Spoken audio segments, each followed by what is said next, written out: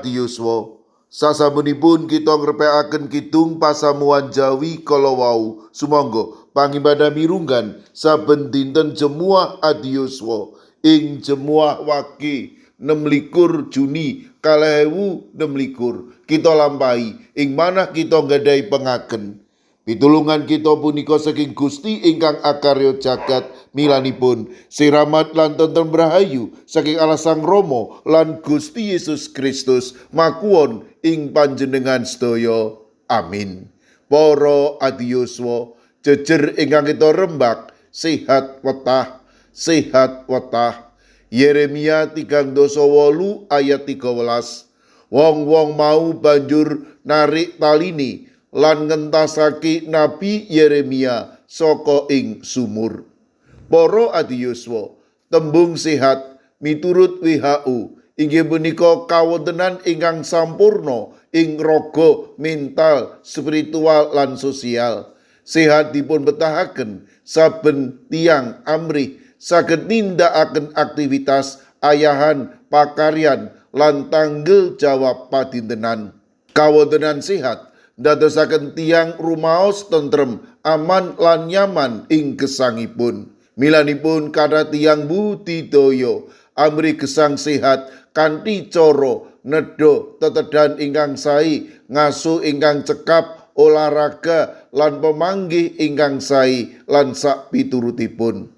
Tentunipun sedaya pengin sehat secara kajasmanen lan karohanen, awit sehat punika berkahipun Gusti. Sefaca, Gedalia, Yukal lan Pasyur nesu dhateng Yeremia ingkang nate ngendika, sing sapa manggon ana ing kutha kini bakal mati dening pedhang, kaliren utawa pagebluk. Kutha iki bakal diulungake marang ing tanganing balane ratu ing Babel bakal dibedah. Milanipun Yeremia dipun jeguraken ing sumuripun Milka putranipun Sedekia kanthi pangangkah pejah kapiran.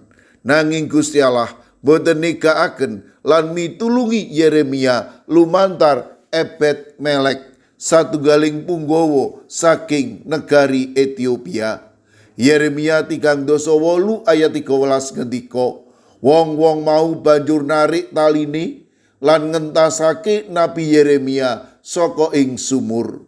Nyata sanget pitulunganipun Gusti tansah cumawis kangge para abdinipun ingkang setya. Para ati yuswa, ing tata gesang kita Gusti saged ngagem menapa lan sinten kemawon kangge mitulungi kita amrih nampeni kesarasan ingkang wetah. Saged lumantar jejampi, tenaga medis, ngaso, pandonga lan raos kawigatosan sesami lan menapa kemawon. Sedaya kaagem dening Gusti amrih migatosaken, ngentrengaken lan nyarasaken kawontenan kita. Monggo sami caos syukur lumantar anggenipun kita tansah jagi kesarasan. Kita caos syukur dhateng sadengah kawontenan kita, sae nalika sakit, sae nalika saras. Pitadosa bilih Gusti badhe mitulungi kita, panjenenganipun badhe ngrimati lan jagi kita, sae kajasmanen lan karohanen, amrih tetep sehat lan dados talanging pitulungan kangge sesami. Amin. Sumangga kita ndedonga.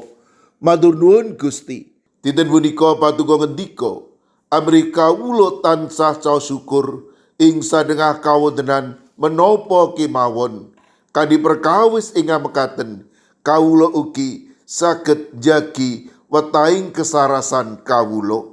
Kawula pasrahaken para ati yuswa ing pundi papan monggo paduka ingkang mitulungi, paduka ingkang berkahi langkung-langkung para ati yuswa ingkang dasak mangke nembe nandhang sakit kawula pitados paduka saged ngagem menapa lan sinten kemawon amrih para ati yuswa menika tansah nampeni kesarasan ingkang wetah saking paduka.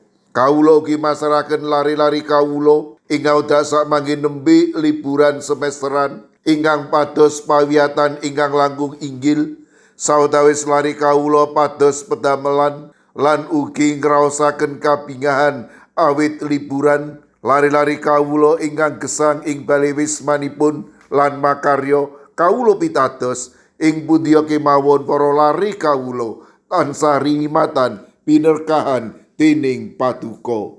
Kawula ugi masrahaken kawontenipun Komisi Adiyuswa ing Gereja Klasis Sinode Tabloid Adiyuswa Wasita Adi lan program-program Adiyuswa. Kawula pitados sedaya punika Paduka agem matemah para Adiyuswa caket raket kalian Paduka ing sadengah kawontenan. Kawula pasrahaken sedaya pandonga pasabat kawula wonten ing asma Paduka Gusti kawula Yesus Kristus ingkang paring berkah dhateng kawula. Siramat lan tentrem rahayu saking Allah Sang Rama, Sang Putra, Tuwin Sang Roh Suci makuwon ing panjenengan sedaya. Amin. Sumangga para Adiyuswa kita tutup pepanggihan kita pangibadah jemuah Adiyuswa kanthi ngrepekaken kidung. Sumangga. Doro suci roh kasunyi